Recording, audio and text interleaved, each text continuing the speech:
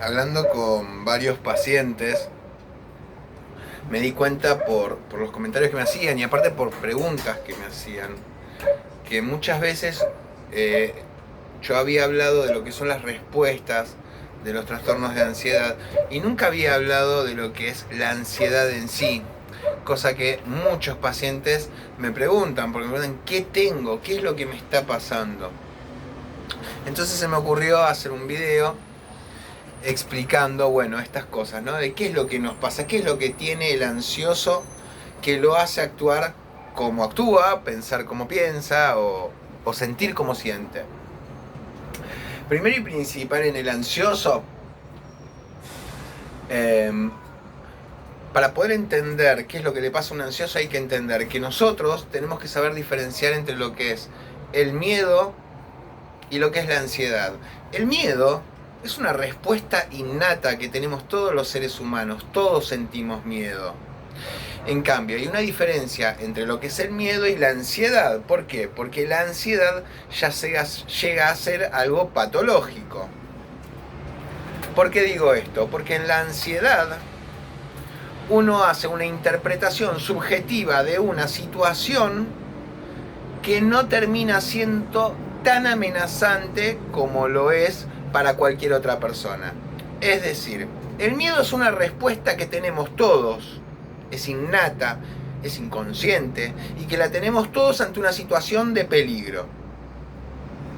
Mientras que en la ansiedad, esta persona va a percibir una determinada situación como peligrosa o como amenazante cuando en realidad no lo es o no lo debería ser para una persona que no sufre un trastorno de ansiedad. Por ejemplo, si yo voy por la calle y veo correr hacia mí sin correa un Rottweiler con los pelos erizados, mirándome, chorreando saliva por la boca, mostrándome los colmillos, gruñendo, ladrándome, ¿voy a sentir miedo?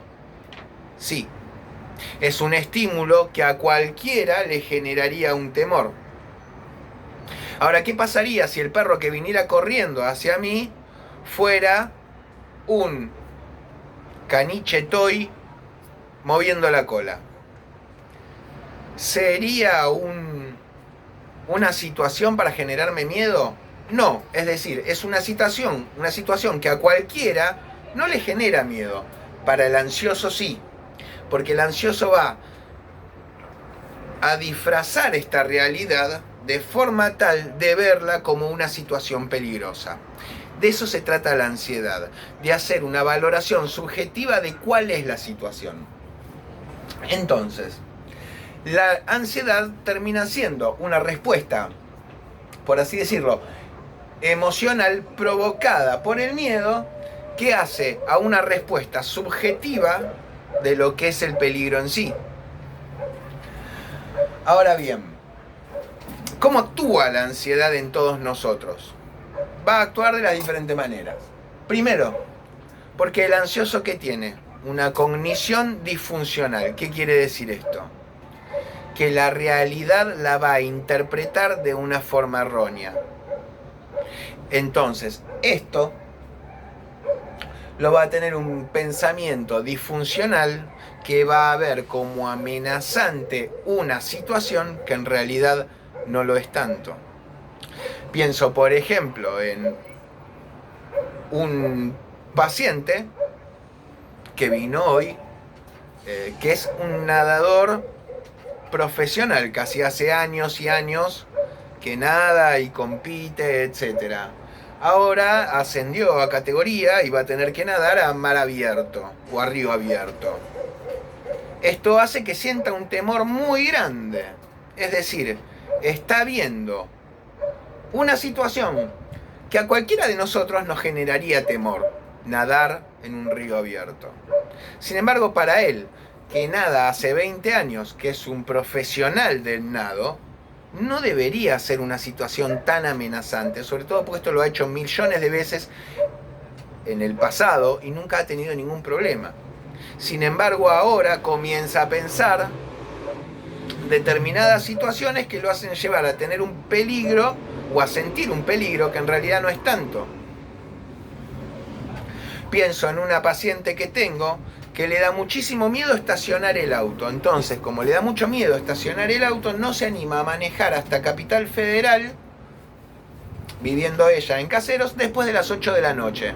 Porque asume o hace una valoración de que de noche con el auto en Capital se le va a complicar mucho para estacionar. Entonces no cruza la Capital después de las 8 de la noche. Ahora, ¿es lógico tener este miedo cuando maneja hace 30 años y tiene 30 años de experiencia en manejo? Y no. Entonces ahí nos damos cuenta de lo que es una cognición. Cuando hay una interpretación de la realidad que es completamente errónea, de lo cual resulta una situación amenazante que en realidad no lo es. Por otro lado, también tenemos en la ansiedad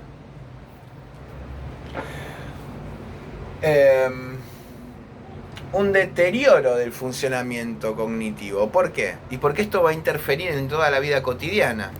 ¿Por qué? Porque si yo tengo miedo, por ejemplo, de una paciente con agorafobia, que es aquella paciente que le da miedo salir de su casa por miedo a tener un ataque de pánico, o le da miedo subirse a un tren o a un colectivo porque simboliza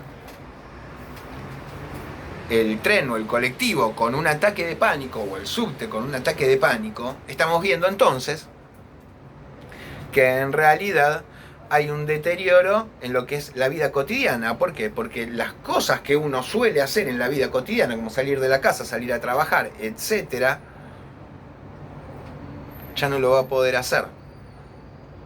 A su vez, otra paciente que tengo que suele tener ataques de pánico en la noche cuando cocina para los hijos.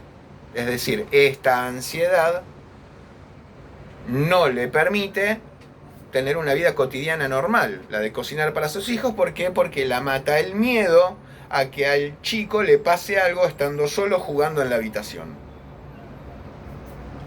También tenemos una, podríamos decir, una persistencia. ¿Por qué? Porque muchas veces el trastorno de ansiedad puede perdurar durante años, y cuanto más se tarda en tratarlo, más se graban esos miedos en la cabeza. Por ejemplo, en un estrés postraumático, si a mí me robaron la semana pasada, yo ahora no me animo a salir a la calle porque tengo miedo que me roben. Cuanto más tarde en trabajar este miedo que me generó esta situación, más va a costar después que ese miedo desaparezca y yo pueda enfrentar la noche caminando sola.